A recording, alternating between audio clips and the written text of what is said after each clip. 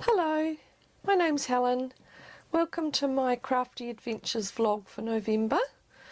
If you're new, then you're very welcome, and if you've been back before, then thanks for coming by. November's been a fairly busy month for me for crafting. I've been doing all sorts of bits and pieces, but also the first week of November me and my family went down to Queenstown. I live in New Zealand, in Nelson, the top of the South Island, and Queenstown is a very touristy place further down the South Island.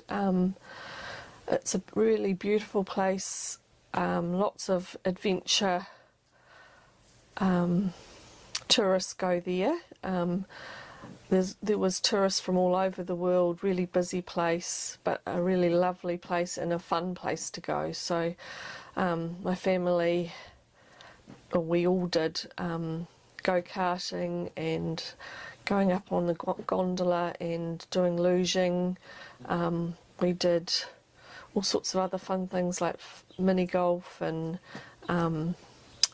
escape rooms and all sorts of things. So it was a really fun time away and really lovely to be able to do it, especially with adult children. They don't always want to go with their parents, but it was just a really lovely holiday. So I'm going to put some photos at the end of this vlog if you're interested, otherwise you can just skip them.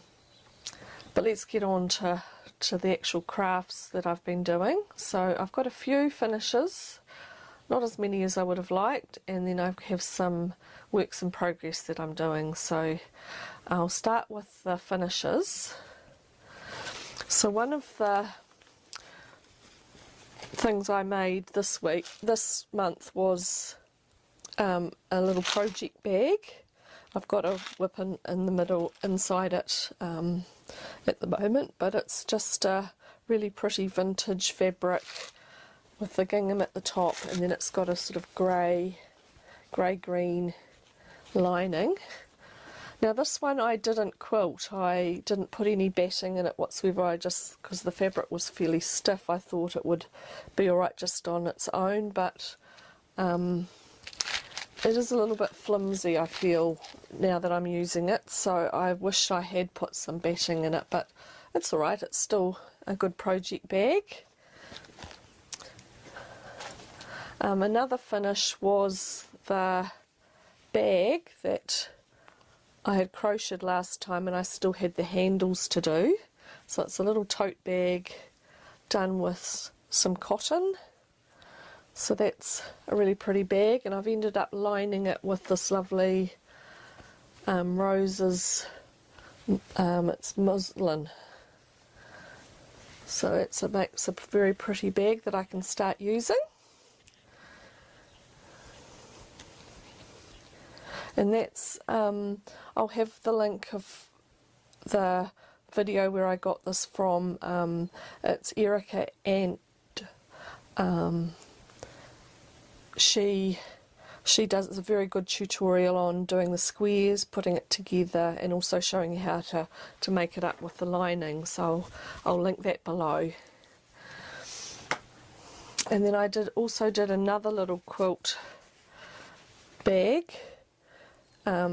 This was just because I wanted to do some quilting as you go. So you have the batting and you lay a strip on, and then you sew the next one and the next one, and it ends up already being padded by the time you come to make your bag. So it's just a little zip bag with a lining inside it, and I think I've got a pocket on the other side.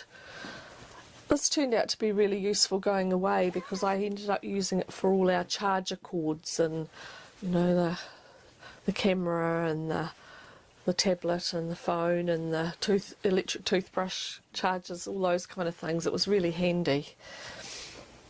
And then the last project that I was working on was my scarf. It's the Lucia scarf by Wilma Westingberg. So I'll leave a link for that down below as well. So it's now finished. It's got a tassel on each side, each end and the middle, and it's also got like a little scalloped edge around it. But I'm really pleased with how this has turned out. It's just beautiful. I'll see whether I can show you a bit more of it. So a really nice size. It's going to be lovely and warm through the winter, so that'll be just great for next winter. So that's all my finishes. And then the final project I finished was this crochet bag that I've been doing. I got that also from a website, and I just had the handles to do last time, and then put the lining in. So I've done sort of wideish handles with a little scallop edging, picot edging, and then it's got a lining of some pretty roses and leaves done in some muslin. So I didn't have far to go with that, so I ended up finishing that fairly quickly, and it's going to be just a really lovely tote bag to use. So that was the Erica, and there was 3 videos for that, and I'll link those below. One of them was how to do the squares, one of them was how to put the squares together and make the bag, and then the other one was how to go about putting a lining in. So I will link those down below. And that was my finishes. Oh no, one more. I made this bag here, which is just a little drawstring pouch bag with this lovely vintage rose fabric. It's in a linen, really pretty fabric, and then I just put a green gingham at the top, and then inside's just got a grey-green just plain lining. But I didn't do any wadding inside this one, and I find it's just a little bit sort of floppy, so I wished I had put, I just wanted to have a go and see what it was like without doing any quilting or anything. But I think I would do that next time because it is just a little bit floppy. So that's the finishes for this month, and then in my bag I have a work in progress that I'm working on. I've got a little baby cardie that you knit. I'm doing them on circular needles. You knit from the top here, and you do these little hole patterns or eyelet patterns is where you increase down to the armhole. So you do that as all as one piece. I've got just about 12 more rows to finish at the bottom, and then that will be finished. I'll talk about that in a minute, but it's a really amazing pattern. I'll link the website where I got that from. It's Crochet for Baby, and it's a very clever pattern because once you've knitted down to the yoke, you take off the stitches that you're going to do the sleeve, and you carry on knitting the sleeve and the little cuff, and then you cast off around the sleeves, leaving one stitch, and then you use that stitch and the wool to crochet back to the armhole part, and then you knit round the back till you get to this part of the sleeve, and you do the same. You use the stitches that are going to be the sleeve, and you knit all the way down to the end again to this. You cast off, leaving one stitch, and then you knit crochet the seam together all the way back to here, and then you're left with just the stitches that I've got now, which is the front, the back, and the other front, and you just carry on knitting straight all the way to the end. So you don't, other than your little starting off point at the end here. You don't have any ends to sew in. It's all done as one complete little cardigan. And then by the time you finish and do your little cuff at the end, or your little hem at the end, you cast off and that'll be it, finished. And you're doing your little bands and things as you go, so it's just a really wonderful little pattern. My only concern is, to me, the sleeve looks really long. This is a newborn size, and it just looks really long to me, so I'm wondering whether I need to unpick it back to about here and then do the cuff, because to me that looks like it's more, would be more in proportion.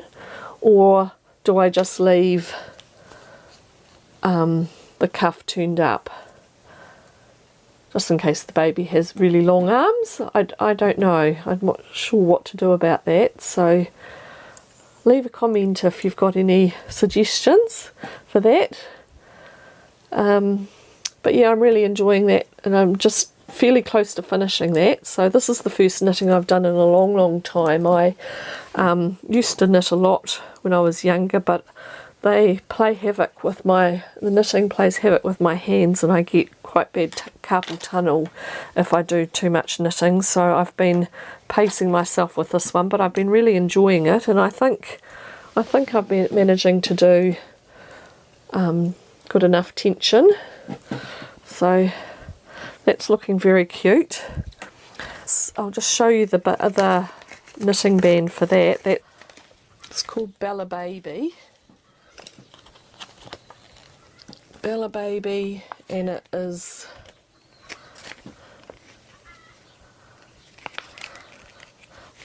um, 60% acrylic, 40% nylon, Baby Wonder 8-ply. Don't think it's got a mint spot, it's called, is the colour. So that's going to be finished very soon for my daughter's baby. We now know it's if anybody followed me, we heard just recently that we were going to be grandparents for the first time, so we now know it's a boy. So I've started doing more boy appropriate knitting. That's my first whip.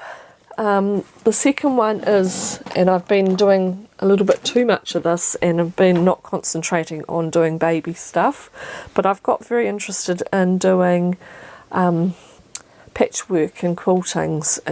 I had one go of it years and years ago, and I found it really difficult and never went back to it, but I've got interested in doing it again. So I've been doing these, they're scrappy rail, I think they're called fence rail blocks, and I've done a whole pile of them. I bought 2 jelly roll rolls in mixed colours from Temu just to see what the quality of their fabric was, and they were smallish jelly rolls, so I've ended up having to use 2, but it's going to make a fairly good size lap blanket. So I'm really pleased with that. So there's quite a variety of colours for that. There's blues and mainly florals, but blues and lighter colours, and then there's some quite bright colours here and florals, and then there's even more pinky colours in amongst it. So it'll be quite a scrappy, but I thought it was a good place to start because the blocks aren't too complicated. You're just sort of sewing each of the strips together and then cutting them out into blocks, and then you'll sew those, one going one way and one going the other way, this way and then that way, and so it'll just make a very colourful blanket.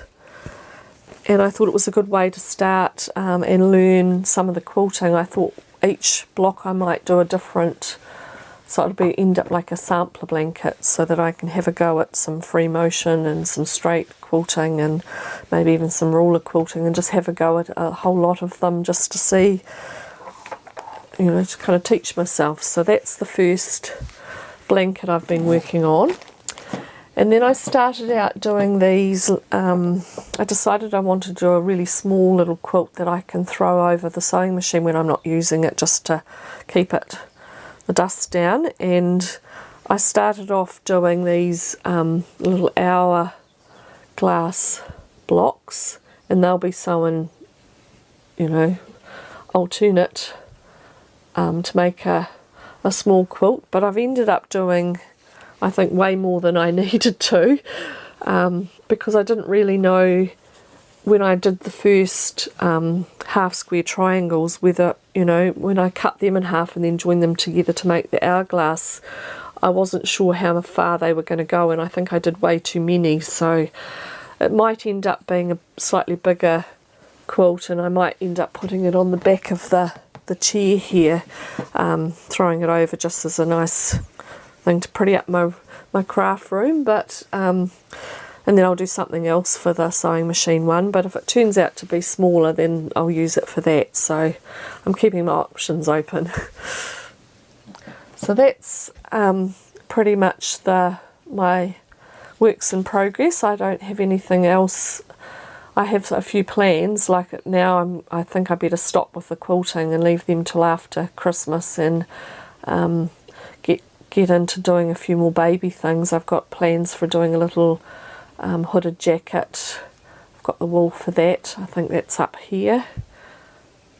And I've also got some t-shirt yarn that I'm planning to do a basket for her to keep her bits and pieces in the nursery. So she's having a woodland themed nursery, so I've got some green and some white, and I'll do a basket, but I have a feeling that's going to be quite hard on my hands, so I'll have to pace myself with that and just do little bits at a time and go back to it, and hopefully I'll have it made in time.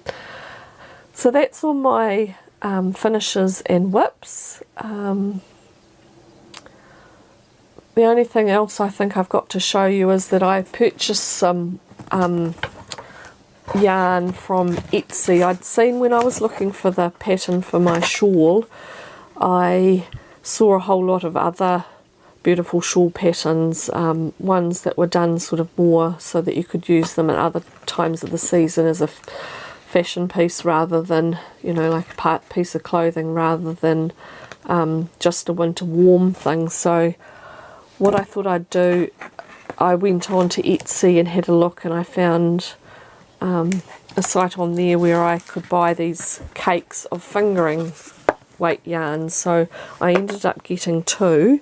The first one is this really pretty, it starts from a dusky pink and goes into a mauve and then into an ice blue, and I think the end looks like it might be sort of more a pale ice grey sort of colour, so that's really pretty. And she sends